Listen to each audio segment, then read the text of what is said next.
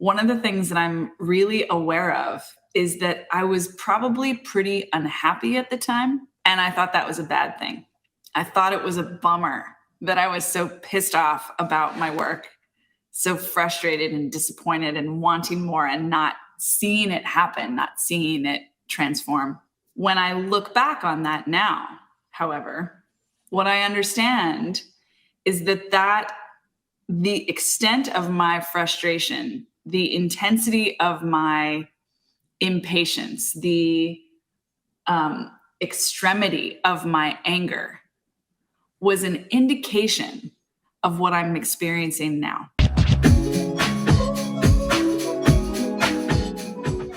I was feeling already the promise of what was coming that I couldn't even imagine yet. And the frustration was a reflection of the gap. The anger was a reflection of how much more was here for me that I wasn't yet saying yes to. This is the law of polarity. Everything is two things, right? Whatever it is that you have in front of you has a non-material side. And I don't want to say imaginal because that makes it seem like it's not real. It's real. It just hasn't come into form yet.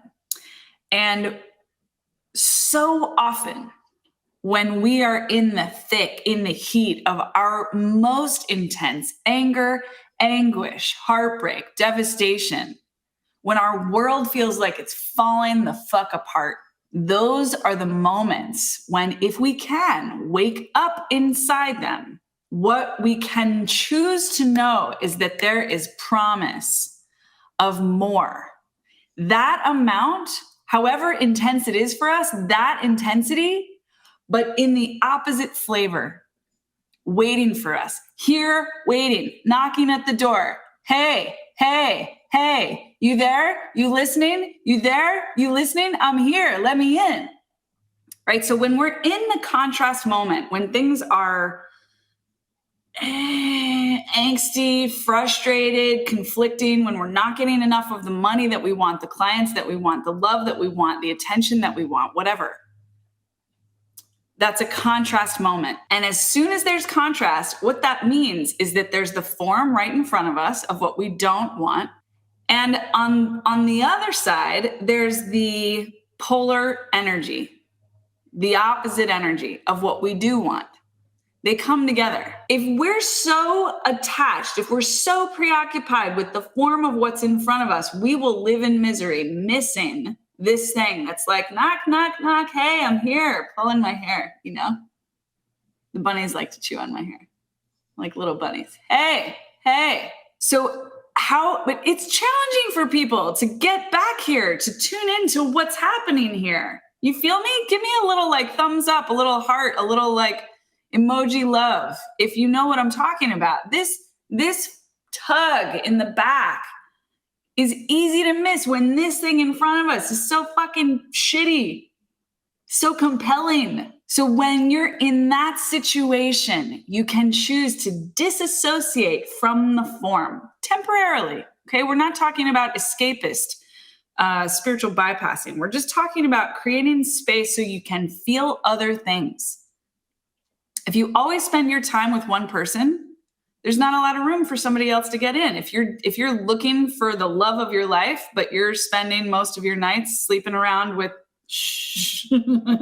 less than adequate partners that you know you don't want, you're filling up the space for your actual person to come in. This is the same thing. So we disassociate just for a moment from whatever the contrasting experience is and lean in the opposite direction, turn in the opposite direction. What else is here? This is why meditation is so helpful, right? You can go inward. What else is going on? Because everything is two things. We've got this thing. This is Shri's favorite phrase. Everything is two things. This thing in front of you. And then what else? What else is happening over here?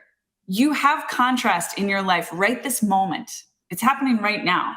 Even if you're having the most blissful day, which, by the way, today is a particularly blissful day for me. I had a really good night last night.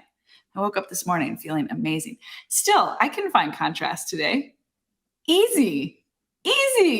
Feel the truth of just one thing that feels, this is not quite what I want. This is not quite it. Or maybe it's like, this is really fucking far from it. Where the fuck is my love? Where the fuck is my client? Where the fuck is my business? Where the fuck is my money? Where the fuck is my vision? Where is it? Crank up the volume on one of those things right now. Let yourself feel the angst, the frustration, the impatience, the disappointment, the anger, the heartache, the longing.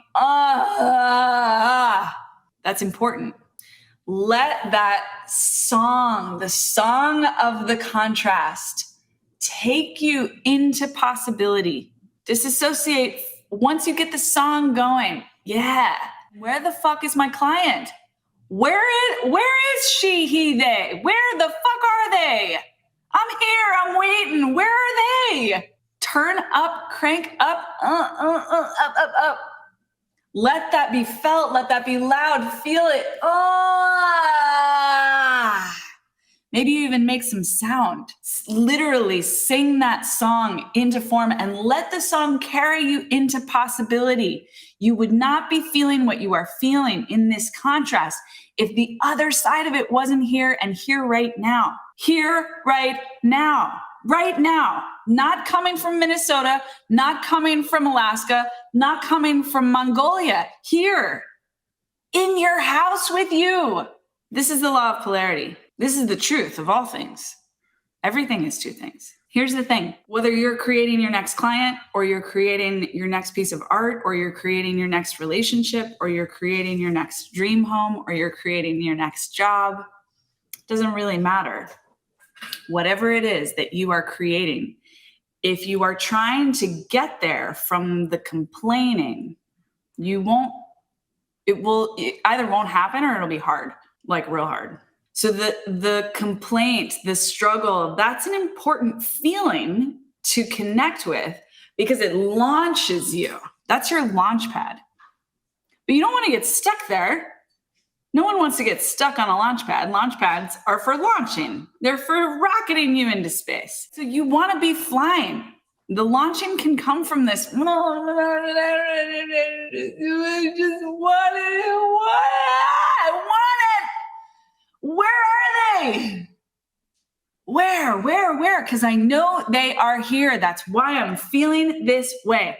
So it's a skill that we learn or don't learn to make requests, to ask for what we want, whether it's from another human being or from the universe. And it matters the energy with which we ask. It matters if we ask from a place of complaint, frustration, and expecting not to get it, or if we ask from an expectation and assumption that we will. Just feel the truth. Have you been asking for what you want with the energy of abundance or the energy of scarcity? Have you been demanding what you want, assuming that you won't get it or that you will?